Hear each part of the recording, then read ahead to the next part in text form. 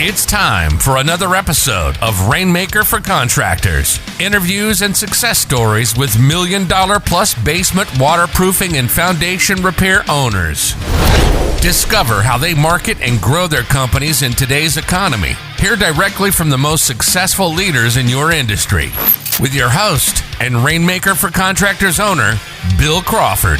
Hey, what's up? Welcome everybody to the Rainmaker for Contractors podcast. Last week I was at the World of Concrete in Vegas. I was with the Basement Health Association, and I had a lot of interaction with basement waterproofing contractors. And what I'm noticing is there seems to be a level of mediocrity that too many contractors are settling for when it comes to customer reviews. And customer reviews are so mission critical for the growth of your company. In this short podcast, I wanted to remind you of the importance of customer reviews.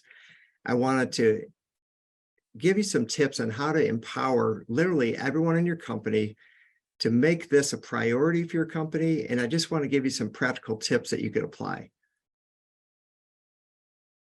I know these reviews can be difficult to get. I know it's challenging to be the leader, to motivate everybody, to be pushing everybody. It's just still too important to settle for anything other than just unleashing and empowering all of your employees to try to be getting reviews. So let me just try to answer some basic questions about this. First of all, why again are customer reviews so darn important? Here's some stats that I think are going to be motivating. So 17% of your ranking factor in local SEO is directly tied to the quantity and quality of your customer reviews. That's pretty significant. I see a lot of people spending a fortune every month on Google ads. I'm talking about local SEO. That's where the free leads come from. And so you could influence that factor. You could get a whole bunch more leads and save yourself some money. Here's another stat. 10 to 20% of your marketing budget will work better if you have a stronger rating from Google and more reviews. Why? Because all of your various lead sources, they're checking you out. They're reading your reviews.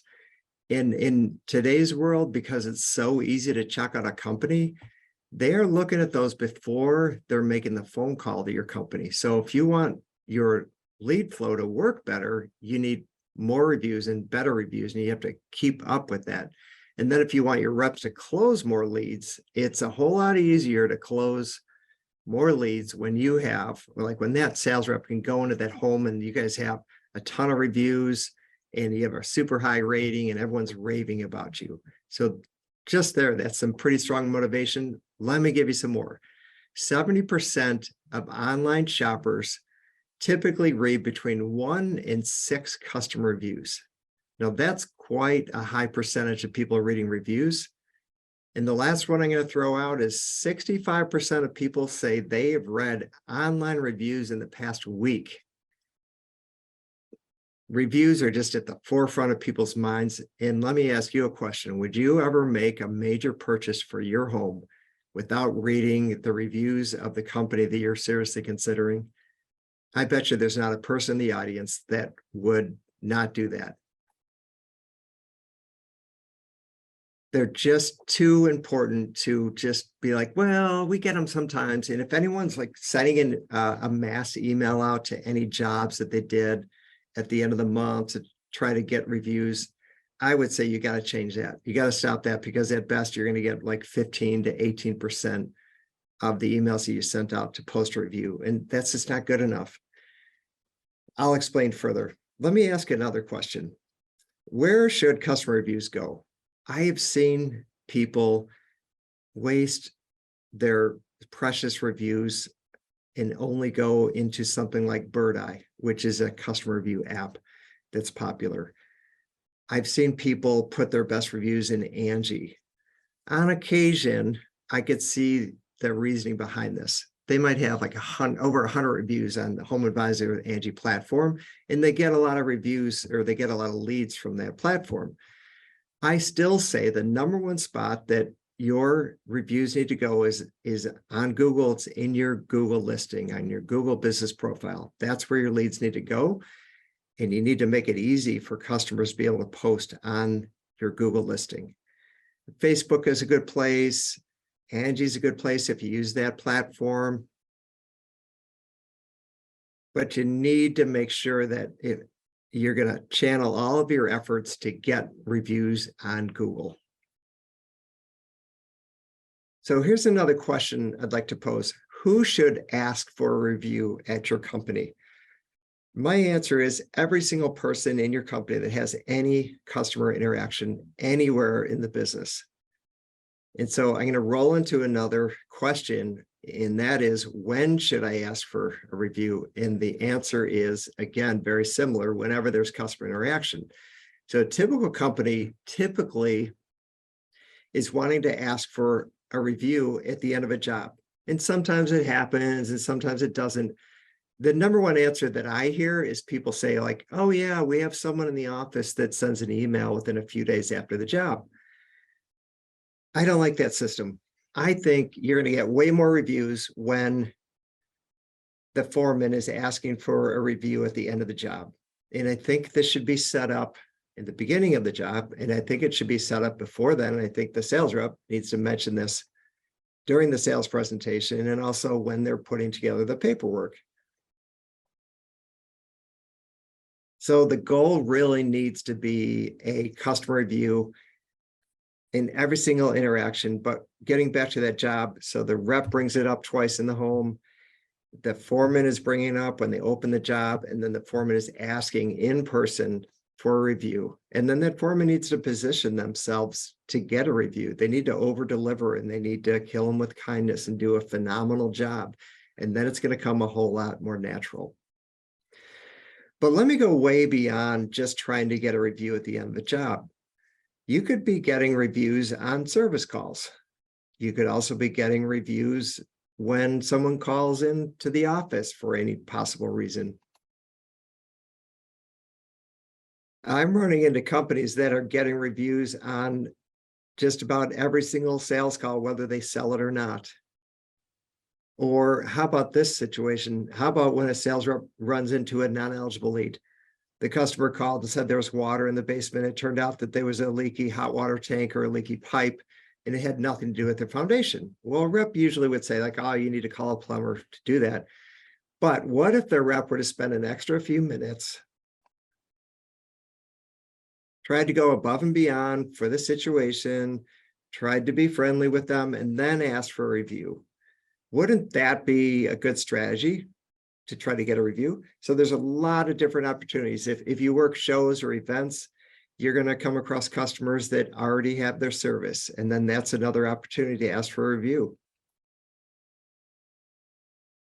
So a couple pointers here. If you're emailing people a few days after the job or at the end of the month, really, like I would just stop that and really reevaluate and spend time in training your crews on trying to get a review at the end of the job.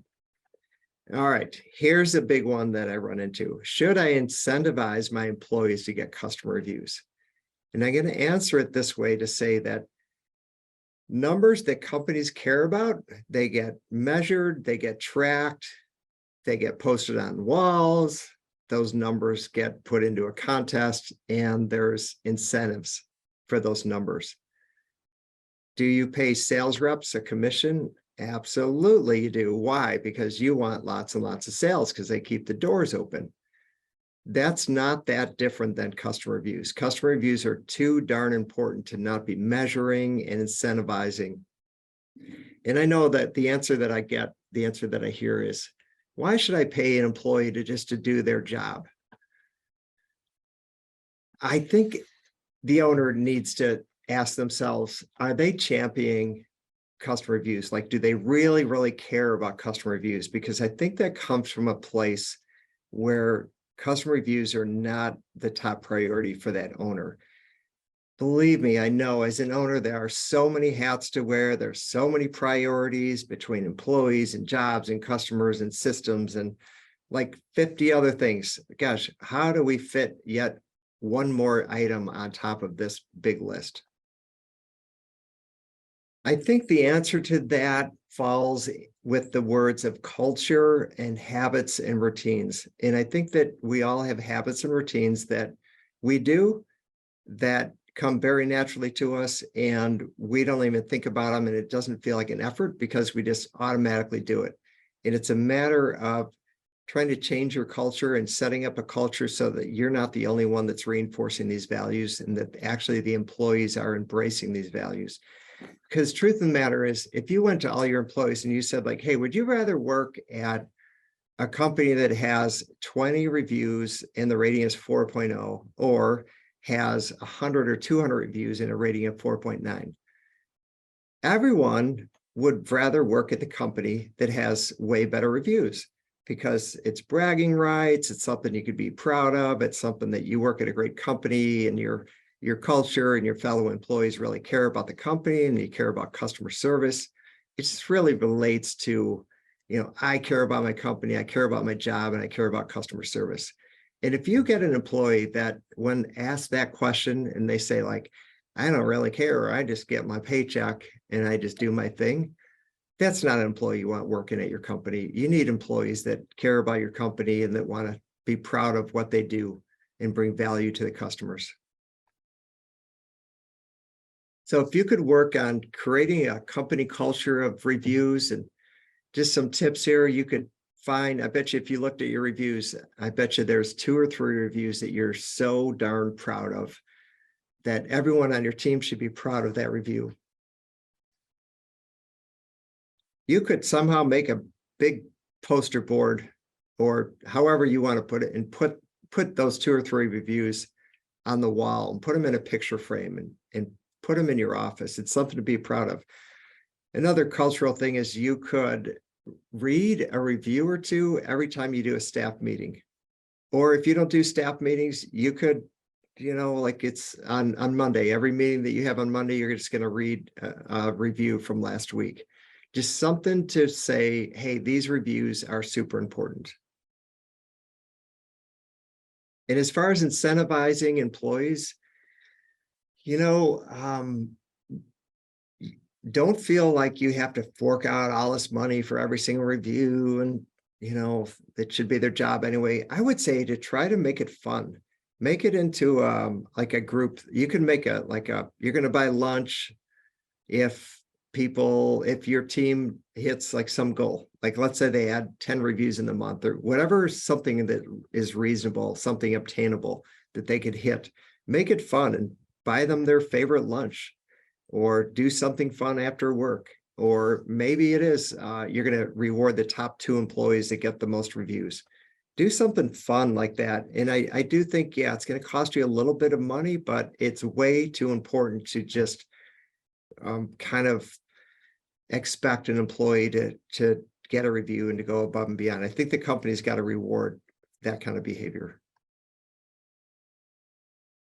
I think a good assignment for you is to shop. If you're a basement waterproofing contractor, shop for your industry and type in basement waterproofing and try to put on a hat of like, I have never hired a basement waterproofing company ever. I'm not fully sure what it is, but I'm going to check out these companies. I'm going to read the reviews and try to figure out who you would pick in your industry. If you were to pick 3 companies, who would you have out to your company? The other thing I would ask you to do is look at your reviews and ask yourself, where do you think you could be in 3 months? And if we were to meet this day in a year from now, what do you want your reviews to look like? Because that is going to matter. You might have a lot of reviews, but I got to tell you something else. People want recent reviews. A lot of people think that reviews over 3 months are not relevant. And it makes sense to me. If you're going to hire a contractor, wouldn't you want to see your recent reviews? If you saw, 5 great reviews, 5 in a row, 5 stars, raving about the crews, I would want one of those crews that got an amazing review and got 5 stars. And if I saw a review that was like 6 months old, I was like, I would think, I'm not sure if I care, because that crew might be gone. Maybe that crew doesn't even work there anymore. So recent reviews are really critical. So again, keep in mind, it's going to help your lead flow because people are checking you out before they even pick up the phone to call. And then it's going to help your closing percentage as well, because reps can close easier if they have an entire book full of amazing reviews behind them. It gives them that confidence, and then it puts a customer at ease. So please, as you go into 2023, really look at your customer reviews and try to strive for that culture where your employees are getting customer reviews, your foremen are asking for them at jobs, your sales reps are getting reviews, whether they sell it or not, especially on non-eligible leads. Maybe you do shows, you could be asking for customer reviews. The service department could be asking for customer reviews, and then come up with some kind of incentive for people to receive. Or maybe it's your staff, or maybe it's a department, or whatever it is, but make it fun and really value those customer reviews to help your company grow. All right, that's all I have today. Thank you so much for listening, and we'll talk to you soon. You've been listening to the Rainmaker for Contractors podcast, where basement waterproofing and foundation repair business owners and industry experts share marketing and sales information that helps you reach more customers. Please leave us a review on iTunes or your favorite podcast platform, and get all of our show notes at rainmakerforcontractors.com/podcast.